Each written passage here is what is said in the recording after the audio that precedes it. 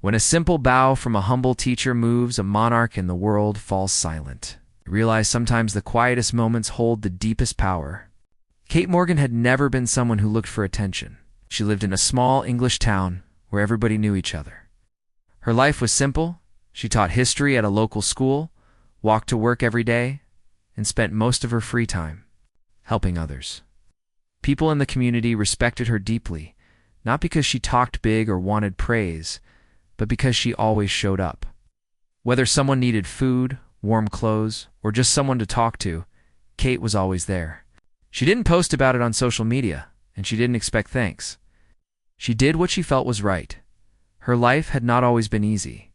She had grown up with her younger brother, James, who had joined the army straight out of school. He was full of energy and hope. But James died while serving his country, and that loss changed Kate's world. She didn't talk much about it, but everyone who knew her saw how she turned her grief into service. Instead of closing herself off, she opened her heart even more. She began volunteering with veterans, organizing food drives, and helping students who were falling behind. Slowly, people started noticing her work. A fellow teacher nominated her for a national award that celebrated citizens who made a real difference in their communities. At first, Kate refused. She said she wasn't doing anything special, but the school principal convinced her to accept. "You may not think it's special," he said, "but the people whose lives you've changed do." So, she filled out the forms, sent in the letters, and forgot about it. Weeks passed, and she went back to her routine. One cloudy morning, while checking her mailbox, she found a thick envelope. It had a royal crest printed on the front. Her hands trembled as she opened it. Inside was a formal invitation. Kate had been selected to receive a community honor directly from the monarch at the palace in London. She sat down on the steps in front of her small house, completely in shock. She never dreamed of standing in front of the royal family. That was something she had only seen on television or read about in newspapers. Her neighbors were thrilled. They brought her flowers and baked pies. Her students made her a banner that read, "We're proud of you, Miss Morgan." She smiled, politely, but deep down, she felt nervous. She didn't like big crowds or public speaking. The thought of walking into the palace, surrounded by cameras and powerful people, made her stomach twist in knots. Still, she knew she had to go not for herself, but for all the people she represented, the struggling mothers, the tired veterans, the lost children. If her story could bring them a little attention, maybe it was worth it. The day of the ceremony came quickly. Kate wore a simple navy blue dress that her friend had helped her pick out. She didn't want anything flashy. She pinned a silver brooch to her chest, the one her brother James had given her before leaving for duty. "So you always remember you're brave," he had said. She looked at herself in the mirror one last time. She didn't see someone important. Just a teacher, a sister, a helper. But maybe that was enough. She arrived in London the night before and stayed at a small hotel. The city was buzzing with energy cars, lights, people everywhere. But Kate stayed in her room, going over the ceremony schedule and trying to calm her nerves. She barely slept that night. In the morning, she dressed carefully, took a deep breath, and took a taxi to the palace. As the gates opened, Kate stared. In amazement, she had seen pictures of the palace, but standing in front of it was something else entirely. It was grand, almost magical. Guards in red uniforms stood perfectly still. The garden was filled with roses, trimmed hedges, and fountains that sparkled under the sun. A palisade welcomed her and led her inside. Everything was silent and polished. Marble floors stretched out in all directions. Chandeliers sparkled.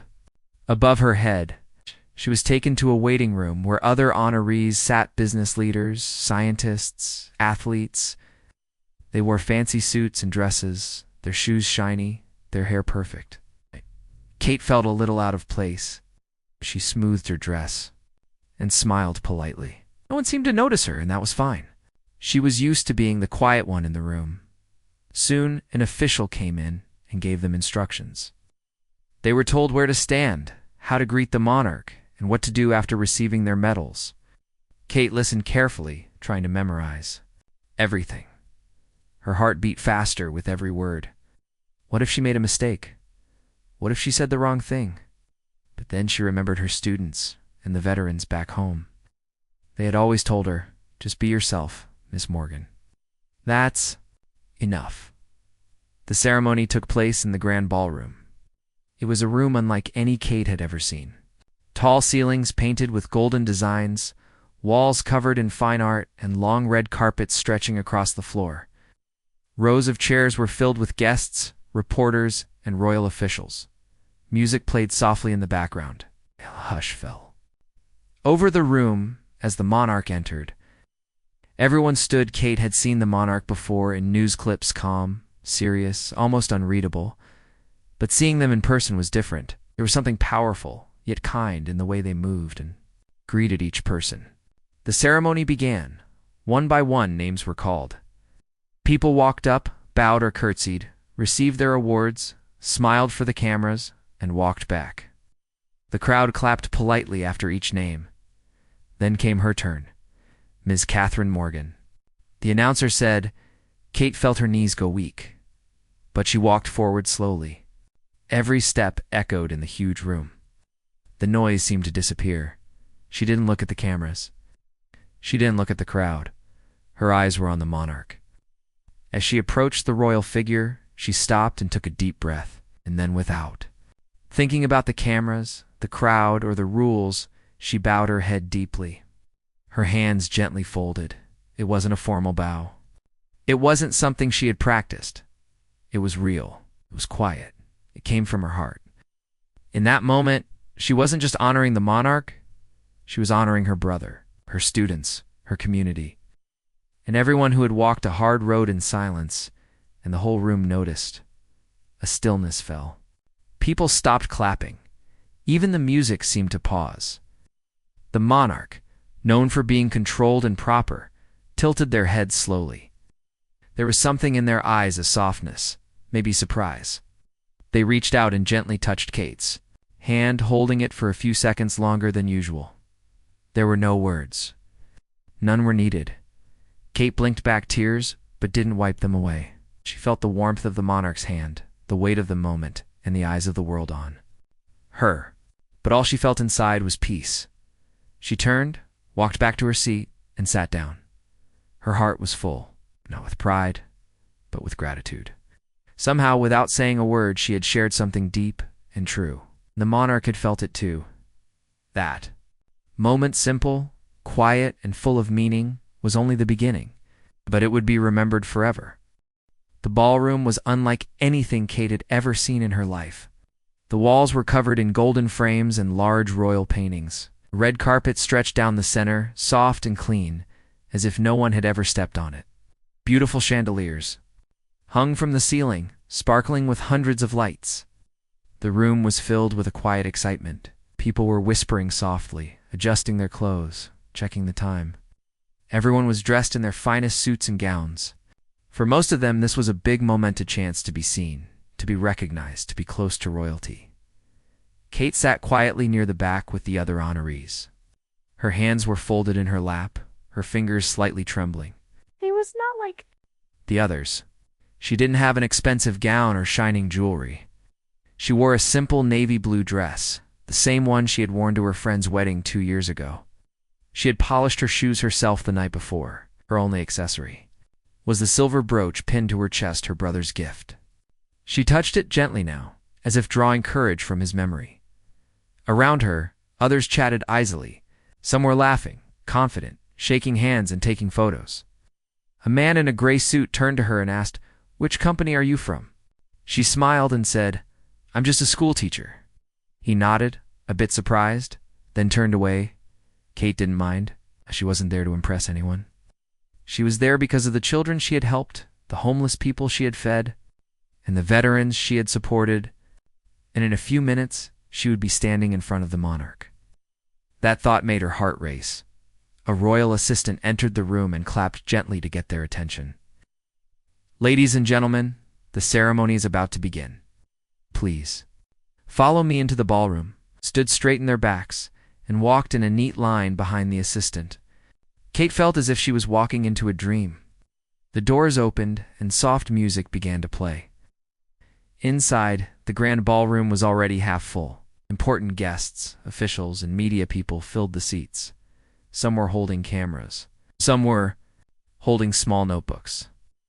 Everyone looked toward the front where the royal stage was set. The guests took their seats while the honorees were led to a special row at the side. Each seat had a name card. Kate found hers and sat down slowly.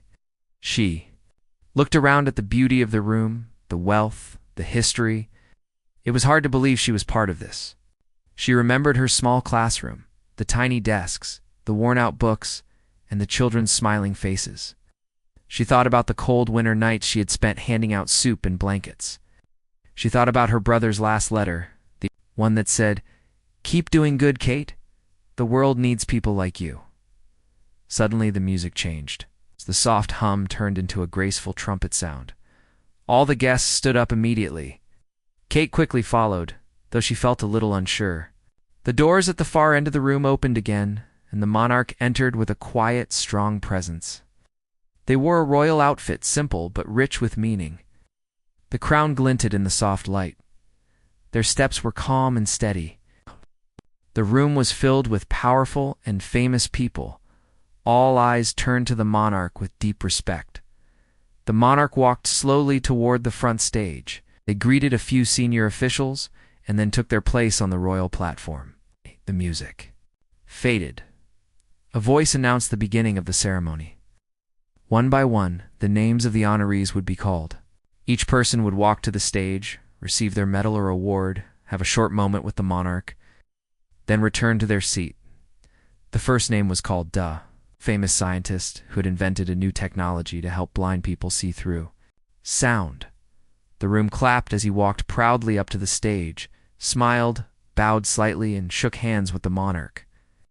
He spoke a few polite words, then walked back with his medal shining around his neck. Then came a military officer who had saved lives during a rescue mission. Then a young doctor who had opened free clinics in poor neighborhoods. Each time, there was a short applause, a handshake, and a photograph. The room followed a perfect rhythm, almost like a quiet dance.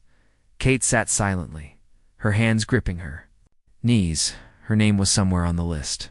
She didn't know when it would be called, but every passing moment made her more nervous. Her mouth felt dry. She looked around the room again and noticed how polished and proud everyone seemed. She wondered if she really belonged here. Suddenly her name was called, double quotes, Ms. Catherine Morgan. The sound echoed in the giant room. Kate's heart skipped a beat. Her legs felt stiff, but she stood. A palace assistant gave her a gentle nod, and she began walking down the long red carpet. Each step felt heavy. She didn't look at the crowd. She kept her eyes forward. The monarch was waiting at the end as she walked. She thought about all the people back home watching this on TV. Her students, her neighbors, the old man at the shelter who always said she was an angel in human skin. Her brother's face flashed in her mind. She took a deep breath, and then she reached the stage. The monarch turned to her with a calm expression. Kate's instructions were clear. She was supposed to shake hands, say thank you, receive her award, and step away. But something inside her told her to do something different. Not for attention, not for drama, just because it felt right. Instead of reaching for the monarch's hand, Kate gently lowered her head. Slowly, silently, with full sincerity, she bowed. The room held its breath. There was something in her bow that went deeper than tradition. It wasn't rehearsed. It wasn't dramatic. It was full of quiet emotion. She wasn't bowing to power. She was bowing out of respect for her brother, for her students, for every person who had taught her the meaning of service. It was a bow from the soul. The monarch blinked slowly, surprised, but then something changed in their face. Their usual calm became something softer, something more human. Without a word, they stepped forward and gently took Kate's hand in both of theirs. The crowd noticed. Cameras clicked. The room stayed quiet. They held her hand longer than usual. No speech. No smile. Just a shared moment of understanding. Then, slowly, the monarch placed a medal around Kate's neck. A medal meant to honor bravery, compassion, and true public service. Kate looked up, eyes misty but steady. She gave the smallest smile. The monarch gave her a quiet nod, and she turned to walk back. As she walked back to her seat, no one clapped right away. There was a moment of stillness, like the room didn't want to break the magic of what had just happened. Then slowly, the applause began, not loud or rushed, but warm and steady. Kate sat down, her heart still racing. She felt something had shifted, not just in the room, but in her. For once, she wasn't hiding in the background. She hadn't shouted, she hadn't bragged, she had simply bowed. And that one gesture had spoken louder than words. That single moment was going to stay with everyone who witnessed it. For Kate, it would be a memory she'd carry for the rest of her life. Not for the feeling that maybe, just maybe, the world had paused long enough to notice the quiet ones who serve with love. The ceremony continued, but the energy in the room had changed. Kate's bow wasn't just a gesture, it was a reminder that real greatness doesn't always come with loud applause. Sometimes it walks in softly, bows its head, and leaves behind a silence more powerful than any speech. The silence in the room was not just quiet, it was deep, like the world had stopped breathing. The grand ballroom just moments ago filled with the soft sound of clapping, the quiet clicks of cameras, and light conversation, had suddenly fallen completely still. Every person, whether seated or standing, turned their eyes toward the stage. They were no longer watching just another award presentation. Something unusual was happening, something powerful. Kate's bow had been simple, slow, and full of emotion. There were no words, no dramatic movement, just a woman lowering her head with deep respect. She hadn't bowed because it was required or because she wanted attention. She had bowed from the heart, and that truth touched everyone watching. The monarch, known across the world for their composed and royal behavior, had also reacted in a way that surprised everyone, instead of the usual handshake and polite smile. The monarch stepped forward and gently held Kate's hand. For several seconds, they stood like that one person from a small town. The other, the most powerful figure in the country, connected by an invisible string of emotion and shared respect. That small act said more than any speech could. Many of the people in the room felt a strange tightness in their chest, like they had just seen something they would never forget. A few reporters lowered their cameras, unsure whether they should even capture this moment. Others quietly wiped their eyes, not wanting anyone to see their tears, but no one spoke. No one moved. The silence felt sacred. Kate didn't fully understand the impact of her action right away. She had only done what felt right in that moment. She hadn't planned to bow like that. It had come naturally, from a place of deep love and memory. As she turned and walked back to her seat, she felt calm, but she could sense that something in the air had changed. As soon as she sat down, she glanced around the room. People were still watching her, many of them with soft expressions or small, thoughtful smiles. The applause began slowly, soft claps, respectful and gentle. But it grew not in loudness, but in warmth. It wasn't the kind of applause meant to celebrate a celebrity or someone famous. It was the kind that honored someone truly good. Kate didn't smile for the cameras. She didn't wave. She just folded her hands in her lap and quietly looked down, letting the moment settle around her. Inside, her heart was full, not with pride, but with peace. The ceremony continued, but the energy in the room had shifted. Every honoree after. Kate was still respected, but people's thoughts kept returning to her. Even as the monarch greeted others and gave out more awards, their eyes now had a new kind of softness. It was clear that Kate's gesture had touched even them. People in the crowd began whispering quietly to each other. "Who is she? Did you see how the monarch reacted? That was something else." A few reporters near the back were typing quickly on their tablets. One of them had tears in his eyes as he wrote, though he didn't fully understand why. Another reporter leaned over and whispered to his colleague, "I've covered a dozen royal events. I've never seen anything like that," senior official, who had worked in the palace for over 20 years, whispered to another aide. "I've seen the monarch meet presidents and kings, but I've never seen them moved like that." Later that evening, when the ceremony ended, The guests began to leave the ballroom. Many approached Kate quietly. They didn't ask for autographs or selfies, just wanted to say something kind. "You reminded me of my mother," one elderly woman said softly. A young man in a military uniform came up to her and whispered, "Your bow. It meant something. Thank you." Even the monarch's assistant, a tall man with perfect posture, bent slightly as he passed her and said, "That was the moment of the evening." Outside the palace, a crowd had gathered behind the gates. Some were royal fans, others were curious locals. When Kate stepped outside, no one knew her name, but someone pointed and said, "That's her," the lady who bowed. The crowd clapped gently as she passed, not loudly, not like for a celebrity, but with quiet respect. Later that night, news channels all over the country began showing clips of the event, most focused on Kate's moment. The headlines were soft, poetic, and full of emotion. A silent bow that spoke volumes. Kate Morgan's humble gesture moves the monarch. The quiet hero who stole the ceremony. Some programs replayed the footage again and again. Viewers were asked to send in comments. Thousands did. "She reminded me of my sister, who works with disabled children. We need more people like her." That bow was for all of us who serve quietly behind the scenes. My husband cried. Watching that, he never cries. Social media exploded with clips, quotes, and photos. But none of them were mocking or negative. For once, the internet wasn't filled with anger or argument. People were touched. They saw something pure, something real. In her small hometown, Kate's neighbors stayed up late watching the news. Her school held a special assembly the next day. Children drew pictures of her standing in the palace. Some added angel wings to her back. The principal stood in front of the entire school and said, "Yesterday, the world met someone we've known all along, someone kind, humble, and truly great." But through all of this, Kate stayed quiet. She returned to her hotel room after the ceremony and sat alone by the window.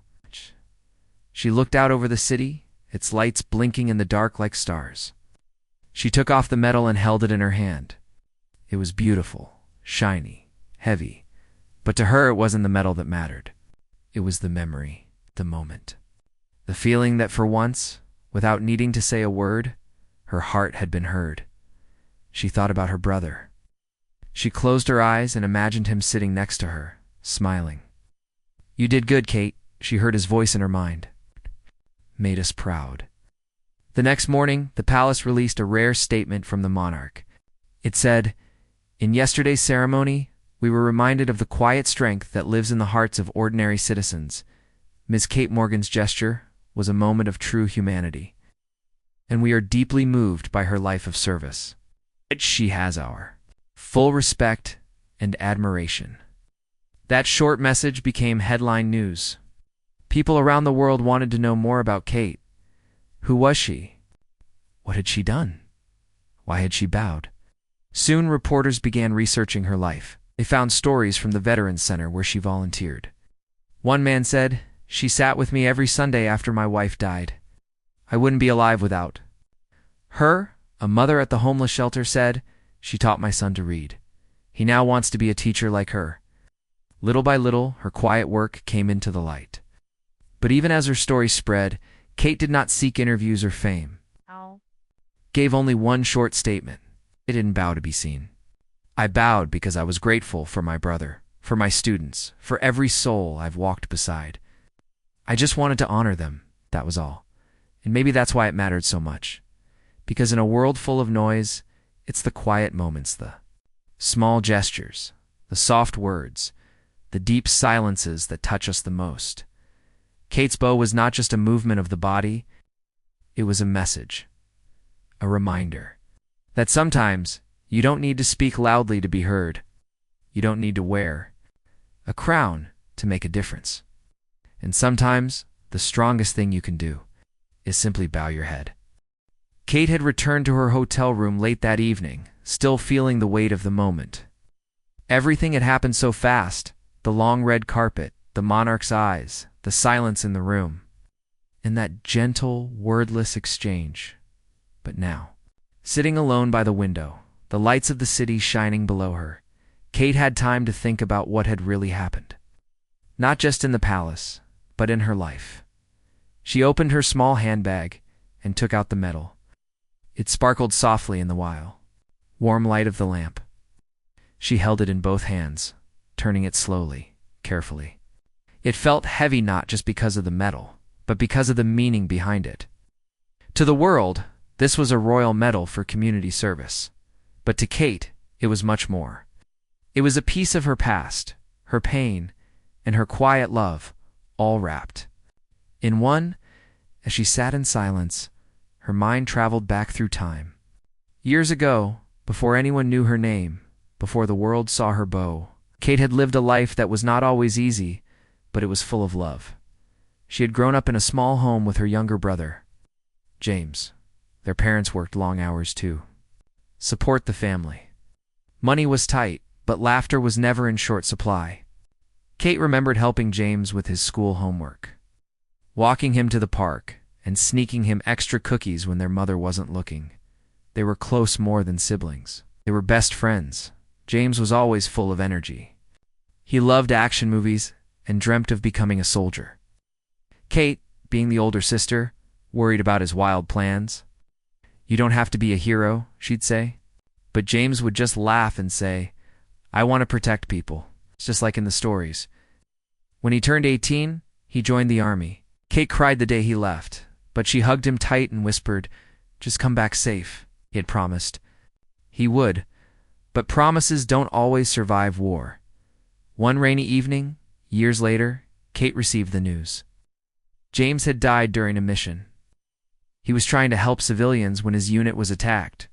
He died a hero, they told her. But no words could fill the empty space he left behind. Kate didn't scream. She didn't break down in public. She stayed silent. Her grief was quiet but deep, like an ocean that doesn't show its waves on the surface.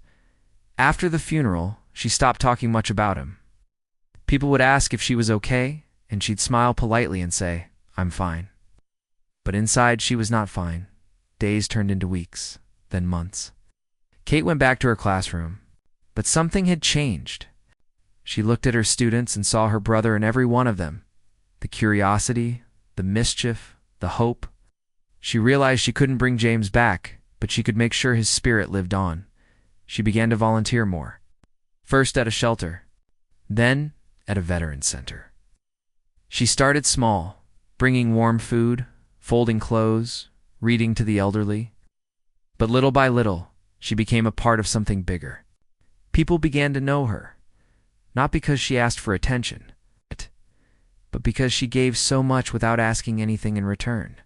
She started free, after-school classes for kids who couldn't afford tutors. She raised money quietly to buy school supplies. On Christmas, she cooked full meals for homeless families. She once used her entire savings to help a war widow pay rent for 3 months. Nobody knew that. She never posted about it, never took selfies with the people she helped. For Kate, it wasn't about being seen. It was about doing the right thing, because that's what James would have done. Every now and then, she would sit at her window and talk to him. "I hope you're proud of me, little brother," she'd whisper. "I'm still trying." And then, one day, her school principal nominated her for the royal honor. When she got the letter saying she had been chosen, she didn't feel excitement. She felt fear, not because of the palace or the cameras, but because the pain of the past might come rushing back. She knew the moment she stood in front of the monarch, James would be with her in spirit. She just didn't know how much that would affect her. But when the moment came, and she stood in the grand ballroom, surrounded by strangers facing the monarch, her body moved on its own. She bowed not because it was expected, but because her heart couldn't do anything else. It was her thank you to James, to the veterans, to the mothers, to the forgotten ones. And that small act became something powerful after the event. As the world began to ask who she was, her story began to surface. Journalists dug into her background. But what they found wasn't flashy headlines or big speeches. They found years, and years of quiet work. A woman who gave everything and asked for nothing. People from her town shared their stories. A mother said, "She brought my son back to school." He was on the streets, and she didn't judge him. She helped him like he was her own child. An old man said she came to the shelter every Sunday for 5 years, never missed one, even when she was sick. One soldier, who had lost both legs in war, spoke on live TV. She sat with me in the hospital every day. When I thought my life was over, she told me stories about her brother. She saved me, not with medicine, but with love. The country began to see Kate not just as a teacher, but as a symbol of what kindness looks like when no one is watching. The Monarch, too, was deeply moved. They had met thousands of people in their life, presidents, kings, celebrities. But something about Kate stayed with them. In a rare private conversation with their advisors, the Monarch reportedly said, "She reminded me what real service looks like. She didn't come here for a medal. She came here with a story." Within days, a letter arrived at Kate's home. It was sealed with the royal crest. Inside was a handwritten note from the Monarch themselves. "Dear Ms. Morgan, I wanted to personally thank you not just for your presence at the ceremony, but for the life you've lived. Your gesture of bowing was one of the most genuine and powerful moments I have witnessed in my years as Monarch. I understand now that you carried the weight of many people with you that day. I will never forget it. With deepest respect, signature Kate." Read the letter twice, then once more. She didn't cry right away, but that night, she sat at her brother's grave and finally let her tears fall. "I did it, James," she whispered. "I told your story, not with words, but with silence." After something unexpected happened, the royal family announced the creation of a new award, the Quiet Service Medal. It would be given every year to people who had served their communities silently, without recognition. People who had made a difference, not with noise, but with love. The first recipient, Kate Morgan. When the news reached her town, there was celebration, but again, Kate stayed humble. She returned to her school. She helped her students with their homework. She packed food baskets as usual. Her life didn't change, but the people around her changed. They looked at her differently, not because she was famous now, but because they saw what real strength looked like, and everywhere she went, people began to bow out of tradition, but out of respect for a woman who had taught them that. Sometimes the loudest voice is the one that stays silent. Kate never forgot that day in the palace. But more importantly, the world never forgot her. After returning from the palace, Kate tried to go back to her simple life. She thought maybe everything would quiet down soon. Maybe people would forget about her bow and the moment with the Monarch. She didn't like attention. She didn't want to become someone famous. She just wanted to continue helping others in peace, like she always had. But the world had seen something in her, something honest and rare, and they weren't ready to forget it. In the days following the royal ceremony, Kate's name appeared in newspapers across the country. On television, her bow was replayed. Again and again. People didn't just watch it, they felt it. They felt the silence, the humility, the love. News presenters described it as the most heartfelt moment of the year. Social media was filled with strangers saying how deeply moved they were, one woman wrote. "I was folding laundry when I saw her bow on TV. I just stood there and cried. I don't know her, but I felt something real in that moment." A soldier wrote, "She didn't speak for herself. She spoke for all of us who have been forgotten." People from across the country began sending letters to Kate's school. They didn't just send praise, they sent their stories. A woman from Scotland shared how she lost her son in war and hadn't smiled in years until she saw Kate's bow. A teenager from a tough neighborhood wrote, "I thought people like her didn't exist anymore. Now I want to be someone like her." Kate was overwhelmed. Her tiny office at school was filled with flowers, cards, and messages from people she had never met. Her students were proud beyond words. They decorated her classroom with paper medals and wrote essays about kindness. One little boy said, "Miss Morgan is our superhero, but she wears teacher shoes." Still, Kate didn't want to be treated differently. She continued her routine. She walked to school every morning. She greeted the janitor with the same cheerful good morning. She helped her students with spelling and history, just like before, but something had changed. Not in her, but around her. People started paying more attention not to fame, but to kindness. A bakery near her school began offering free bread every Monday to anyone who needed it. They called it Kate's Loaf. A group of students, inspired by her, began collecting warm clothes for the poor. They called themselves the Quiet Helpers. The Veterans Center, where Kate volunteered, got a huge donation from an anonymous person who said, Because of the woman.